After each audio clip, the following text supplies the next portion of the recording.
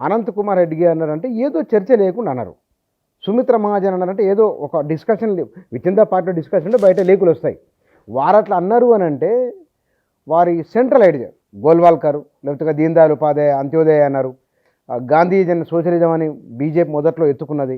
అవన్నీ పూర్వపక్షం అయిపోయి అవన్నీ వెనక్కి వెళ్ళిపోయి వాళ్ళ కొత్త ఆర్గ్యుమెంట్ కొత్త వినబడుతున్నాయి. నిజంగానే మోడీ ఇవాళ చర్చ అనుకున్నట్టుగానే రిజర్వేషన్లకు టాలెంట్ ఉండాలి కదా అని ఒక చర్చ తీసుకొచ్చి మార్పులు చేర్పులు ఏమైనా చేయొచ్చునా? ఒకటి బుచ్చన్న, 1990లో ఉన్న భారతదేశం వేరు. సరే నేను 50 దాకా పోవట్లేదు, 90 నుంచే తీసుకుందాం. పర్ఫెక్ట్ పీరియడ్ కూడా అది. పర్ఫెక్ట్ పీరియడ్ కూడా వేరు. 2000లో ఉన్న భారతదేశం వేరు, 2020లో ఉన్న భారతదేశం వేరు. 1990 ప్రాంతంలో అంటే మండల్ కమిషన్ కంటే ముందున్నటువంటి ప్రాంతంలో కనుక తీసుకున్నట్టయితే రిజర్వేషన్లో ఒక భిక్ష, ఒక దానం, ఒక సింపతితోటి ఇస్తున్నటువంటి ఒక ఇది అని అనుకున్నాను. 2000కి వచ్చేసరికి అది హక్కు అని అడుక్కున్నారు, అది మా ఇది అని అనుకొని డిమాండ్లు చేసినారు, మా హక్కు ఇవ్వు, రిజర్వేషన్లు ఇవ్వాలి. ఇప్పుడు రిజర్వేషన్లు అనేటువంటిది ఒక అనివార్యమైనటువంటి అంశంగా భాగస్వామ్యంగా చూస్తున్నాం. అందరూ ఎవరైనా సరే ఇది భాగస్వామ్యం కాబట్టే అగ్రవర్ణాలకు వాళ్ళ జనాభాలో పేదలు 4% అయినప్పటికీ కూడా మోడీ గారు 10% ప్రసాదించినా కూడా ఏబీసీ, ఏఎస్సీ, ఏఎస్టీ వ్యతిరేకించలేదు. నా భాగస్వామ్యం నాకుంటే సరిపోయిందని అనుకున్నాను. మీరు లేటెస్ట్గా 2024లో వచ్చినటువంటి ఐఏఎస్ రిజల్ట్స్ చూడండి. సివిల్ సర్వీసెస్ అనేది దేశంలో చాలా చిన్నది, నిజానికి ఒక 500 ఉద్యోగాల పరీక్ష, కానీ అది ప్రామాణికం దేశంలో. దానిలో మీరు ఈబీసీలకు ఎన్ని మార్కులకు సీట్ వచ్చిందో చూడండి. బీసీలు ఎస్సీల కంటే తక్కువ మార్కులు వచ్చినా సరే వీళ్ళు క్వాలిఫై అయినారు, ఉద్యోగాలు వచ్చినాయి. బీసీలు ఎస్సీలకు అంటే తక్కువ మార్కులు సాధించిన వాడికి రిటర్న్ టెస్ట్లో కూడా మంచి ఉద్యోగాలు ఐఏఎస్లు వచ్చినాయి. ఎందుకు వచ్చినాయి అంటే 10 మందిలో 9 పేదలు ఉన్నా కూడా 10కి రిజర్వేషన్లు ఇచ్చినారు కాబట్టి వాళ్ళకు డబుల్ అడ్వాంటేజ్ అయింది. ఒకటి గమనించాలి, రిజర్వేషన్ల దగ్గర ఉన్న కిటుకు, బీజేపీ తీసుకొచ్చిన కిటుకు కూడా అది డబుల్ అడ్వాంటేజ్ ఓసీలకు ఇచ్చినారు కాబట్టి ఓసీలు ఇప్పుడు రిజర్వేషన్లు వ్యతిరేకిస్తలేరు.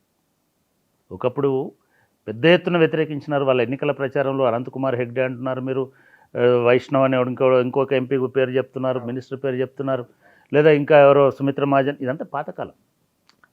ఇప్పుడు ఈ 10% రిజర్వేషన్లు ఓసీలకు వచ్చిన తర్వాత అది ఎక్స్క్లూజివ్ ఓసీస్. మీరు గమనించండి, ఓసీకి కాదు, అది అప్పర్ కాస్ట్కి, ఆ నలుగురికి 10 ఉద్యోగాలు ఇస్తున్నాను.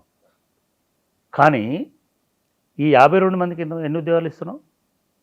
బీసీలలో ఉన్న 52 మందికి, బీసీలలో ఉన్నటువంటి 52 మందికి 27 ఉద్యోగాలు ఇస్తున్నాను. 27 అది మండల్ కమిషన్ తోటి వచ్చినటువంటి లెక్క. అంటే వీళ్ళకి ఇద్దరికి ఒక ఉద్యోగం వస్తే వాళ్ళు నలుగురికి, వాళ్ళకి 10 మందిలో 10 ఉద్యోగాలలో 9 పంచుకుంటున్నారు. ఇక్కడనేమో 27 ఉద్యోగాలను 52 మంది పంచుకుంటున్నారు. ఇది ఒక చాలా పెద్ద కుట్ర, చాలా పెద్ద కుట్ర. ఎస్సీ ఎస్టీలకు ఆ ప్రాబ్లం రాలేదు, ఎందుకంటే ఇవి కాన్స్టిట్యూషనల్ ప్రొటెక్షన్లో ఉన్న షెడ్యూల్లో ఉన్నటువంటి రిజర్వేషన్స్ కాబట్టి దాన్ని టచ్ చేయలేదు. నిజానికి వాళ్ళలో కూడా ఎస్సీ జనాభా 18% ఉన్నా కూడా 15% రిజర్వేషన్లో ఇస్తున్నారు. ఎస్టీ జనాభా 8%, 9% పెరిగినా కూడా ఇప్పటికీ 7%, 7.5% ఇస్తున్నారు. కానీ బీసీలకు మాత్రము 0.5% రిజర్వేషన్లు వస్తున్నాయి, 1/2 ప్రపోర్షనల్ రిజర్వేషన్లు వస్తున్నాయి. వేరైజ్ ఓసీలకి 50% ఎక్స్ట్రా, 100% ఎక్స్ట్రా రిజర్వేషన్స్ వస్తున్నాయి. కాబట్టి ఇప్పుడు ఆ వివాదంలోకి పోవట్లేదు. ఎప్పుడు వస్తుంది వివాదము? రిజర్వేషన్లు వద్దు అని పోరాటం చేసేవాడు ఎవడన్నా ఉంటే వస్తుంది. ఇవాళ భారతదేశంలో అందరికీ రిజర్వేషన్ ఉంది, ఏ పంచాయతీ లేదు, అందరికీ. వాళ్ళకి ఎక్కువ, వాళ్ళకి తక్కువ ఉండొచ్చు, అందరికీ రిజర్వేషన్ ఉంది. ఇప్పుడు చేయాల్సింది ఏంటంటే, ఎట్లాగైతే మీరు ఓసీలకు చేసినారో అట్లే బీసీలకు కూడా చేయండి. 50% జనాభా ప్రకారం చేయండి. భవిష్యత్తులో రాబోయే 10 ఏళ్లలో ఇటువంటి కన్సెన్సస్ డెవలప్ అవుతుంది ఈ దేశంలో. కాన్ఫ్లిక్ట్ ఉండదు రిజర్వేషన్ల విషయం పూర్వంలాగా. రెండోది, ప్రతి ఒక్కరికి రెండో విషయం కూడా అర్థం కావాల్సింది ఏంటంటే, మొత్తం దేశంలో రిజర్వేషన్ల వల్ల రిక్రూట్ అవుతున్నటువంటి ఉద్యోగాలు సగటున 1,00,000 కూడా లేవు మొత్తంలో. అరే 140 కోట్ల మంది ఉన్న దేశంలో ఇప్పుడు ఐజాన్ టుడే ఎందుకు లేవంటున్నానంటే, గవర్నమెంట్ సెక్టార్ అనేటువంటిది గత 10 ఏళ్లలో వీళ్ళు ఏదైతే సుమిత్రా మహాజను లేకపోతే మిగతాలో లేకపోతే ఆర్ఎస్ఎస్ వాళ్ళు మాట్లాడిన మాటలు, ఇవాళ మోహన్ భగవత్ చెప్తున్నాడు రిజర్వేషన్లు ఉంటాయని. ఇప్పటికి నిన్నటితోటి మూడోసారి మోహన్ భగవత్ రిజర్వేషన్ ఉండాల్సిందే ఈ దేశంలో, ఇదే ఆర్ఎస్ఎస్ ఇదే మోహన్ భగవత్ రిజర్వేషన్లు ఎత్తేయాలని చెప్పినాడు ఒక 5 ఏళ్ల కింద 10 ఏళ్ల కింద. ఇవాళ ఉండాలని వాదిస్తున్నారు. ఎందుకంటే రిజర్వేషన్లు దేనిలో ఉంటాయి? చదువులో ఉంటాయి, ఉద్యోగాల్లో ఉంటాయి. ఇవాళ చదువుకునేటువంటి దాంట్లో ఎస్సీ ఎస్టీ బీసీలలో కూడా కొన్ని సంపన్న కులాల వాళ్ళు ప్రభుత్వ కాలేజీలకే పంపుతలేరు. ప్రభుత్వ ఏజెంట్ వాడు కార్పొరేట్లోకి వెళ్ళిపోతున్నారు, ఫీజులు కట్టుకుంటున్నారు, పంపించుకుంటున్నారు. అంటే నేనే అనుకుంటా ఒక 30% 40% అటు వెళ్ళిపోతున్నారు. మిగతా 60% మీ గవర్నమెంట్ మీద డిపెండ్ అవుతున్నారు దీనిలో ఇప్పటికి ఉన్నారు. రెండోది, గవర్నమెంట్లో కూడా సపోజ్ మీరు తెలంగాణది కేస్ స్టడీ తీసుకోండి, గురుకులాలకు సంబంధించిన దానిలో. అదేదో ఎస్సీ గురుకులం అంటే ఓన్లీ ఎస్సీలది కాదు, దానిలో బీసీలకు రిజర్వేషన్ ఉంది, దానిలో ఓసీలకు పర్సంటేజ్ ఉంది. సో ఈ గురుకులాలలో కూడా ఇవాళ చదువుతున్నటువంటి 5.5 లక్షల మంది 6 లక్షల మంది గురుకులాలలో ఉన్నటువంటి విద్యార్థులు ఎవరైతే ఉన్నారో దానిలో అన్ని వర్గాల వాళ్ళు ఉన్నారు. ఈ చదువు ఒకటైతే ఉద్యోగాలది మీకు పబ్లిక్ సెక్టార్ అనేటువంటిది గత 10 సంవత్సరాలలో 60% మూతపడిపోయింది. ప్రైవేటైజ్ అయింది, అమ్మకానికి పోయింది, లేదా ఇంకోటి అయింది. ఒకప్పుడు ఎయిర్ ఇండియా అనేటువంటిది ప్రభుత్వ సెక్టార్లో ఉండే. పాత బీజేపీ గవర్నమెంట్ టైంలో డిజిన్వెస్ట్ మినిస్ట్రీ పెట్టినారు. పెట్టుబడుల ఉపసంహరణ మంత్రిత్వ శాఖ వాజ్పేయి హయాంలోనే ఉన్నది. అది మంత్రిత్వ శాఖ పేరే అవును. అంటే ఒక నెహ్రూ హయాంలోనేమో పెట్టుబడుల శాఖ ఉండే. ఇన్వెస్ట్మెంట్ పబ్లిక్ సెక్టార్ని క్రియేట్ చేసి గవర్నమెంటే ఇండస్ట్రీలో పెట్టుబడి పెట్టి, గవర్నమెంటే రవాణాలో పెట్టుబడి పెట్టి, గవర్నమెంటే సర్వీసెస్లో పెట్టుబడి పెట్టి, గవర్నమెంట్ వాటిని నడిపించాలి. ఎందుకంటే భారతదేశం పేద దేశం కాబట్టి అది బాధ్యత అనుకున్నారు. కానీ బీజేపీ వచ్చిన తర్వాత ఏం చేసింది? దాంట్లో డిజిన్వెస్ట్మెంట్ మినిస్ట్రీ అని పెట్టింది. ఈ డిజిన్వెస్ట్మెంట్ మినిస్ట్రీ పెట్టి ఏం చేసింది? ఎయిర్ ఇండియాని అమ్మేసింది ప్రైవేట్ వాళ్ళకి. ఎయిర్ ఇండియాని ఆ ఇష్యూ జరిగింది. అప్పుడు నాకు బాగా గుర్తుంది, విమానయాన శాఖ మంత్రిగా శరద్ యాదవ్ ఉండేవాడు. శరద్ యాదవ్ ఒక మంచి బలమైనటువంటి బీసీ నాయకుడు. బీహార్లో ఒక జర్నలిస్ట్ అడిగాడు ఆయన్ని, మరి నువ్వు ఒక పెద్ద ఇది కదా, నువ్వు ఎట్లా అమ్మనిస్తున్నావు దీన్ని అని అన్నాడు. అంటే గవర్నమెంట్ బాధ్యత ట్రాన్స్పోర్ట్ చేయడం కాదు, ఇవన్నీ సర్వీసెస్ ఇవన్నీ బయటోడు ఎవడో చూసుకుంటాడు, గవర్నమెంట్ బాధ్యత వెల్ఫేర్ అండ్ డెవలప్మెంట్ అనేమాట చెప్పాడు.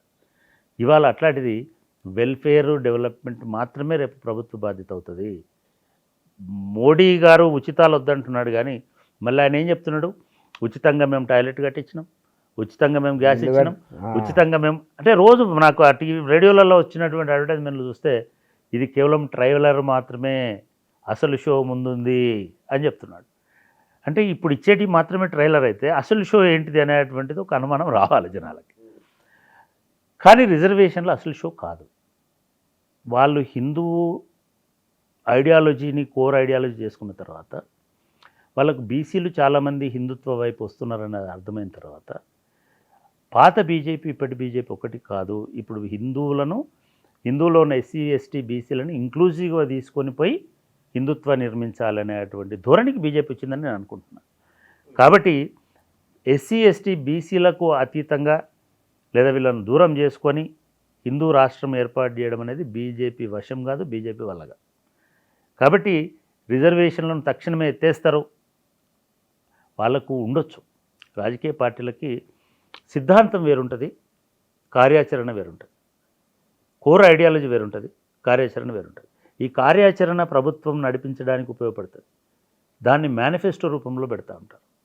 ఆ మేనిఫెస్టో వరకే పరిమితం అవుతారు. ఎక్కడైతే ప్రజల నుంచి తిరుగుబాటు వస్తుందో అప్పుడు ఆ ఇష్యూలను టచ్ చేయరు. మీరు 90స్లో యాంటీ రిజర్వేషన్ మూవ్మెంట్ నడిపించిందే బీజేపీ. దానికి వ్యతిరేకంగానే ఆ ఇష్యూ మొత్తాన్ని డైవర్ట్ చేయడానికి కమండలం యాత్ర తీసుకున్నాడు అద్వానీ. నిన్న రేవంత్ రెడ్డి గారు ఆ రెఫరెన్స్ ఇస్తున్నారు. దానికి వ్యతిరేకంగా పెద్ద ఎత్తున 10% ఉన్నది అనుకున్న ఓసీలు 90% ఉన్నటువంటి ప్రజల నోర్లు మూయించి ప్రభుత్వాన్ని గడగడలాడించి ఒక కొత్త ఐడియాలజీని తీసుకురాగలిగినారు.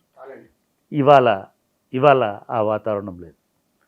ఈ రిజర్వేషన్లు రద్దు చేయమని ఎవడన్నా అడిగితే వాడికి ఉన్న డబుల్ బెనిఫిట్ కూడా రద్దు అవుతుంది అనేటువంటి విషయం వాళ్ళకి తెలుసు. రిజర్వేషన్లు అనేది చర్చకు రాదు, వచ్చేటువంటి ఆస్కారం లేదు. రెండవది, మీరు ఒక 10-20 సంవత్సరాలలో ఏ రకంగా తీసుకున్నా ఒక అద్భుతమైనటువంటి లీడర్షిప్, అద్భుతమైనటువంటి టాలెంట్, మీరు యూపీఎస్సీ ఫలితాలని ఒక 5 సంవత్సరాల ఫలితాలను విశ్లేషిస్తే ఓపెన్లో వస్తున్నటువంటి పిల్లలు ఎవరు, టాలెంటెడ్గా వస్తున్నటువంటి పిల్లలు ఎవరు అంటే ఎస్సీ ఎస్టీ బీసీలో వస్తున్నారు. ఎస్, టీనా దాబీ నుంచి మొదలుపెట్టి ఇప్పుడు మొన్నటి వచ్చినటువంటి వాళ్ళ వరకు బ్రహ్మాండంగా వస్తున్నారు. ఒకటి అక్కడే కాదు, ఎక్కడైనా సరే ఒక క్రీమ్ పెరిగింది. ఎస్సీ ఎస్టీ బీసీలో విద్యావంతులు పెరిగినారు, వాదన పటిమున్న వాళ్ళు పెరిగినారు, నిలువరించే వాళ్ళు పెరిగినారు. బీజేపీ అన్ని పార్టీలలో నాయకత్వంలోకి వచ్చినటువంటి యూత్ పెరిగింది. వీళ్ళు అటువంటి నిప్పుతోటి చెలగాట మాడతారు, దాన్ని ఇప్పుడు తీసుకొస్తారని నేను అనుకోవట్లేదు. దానికి 2 కారణాలు. ఒకటి, అట్లాంటి ఎన్నికల్లో గెలవరు.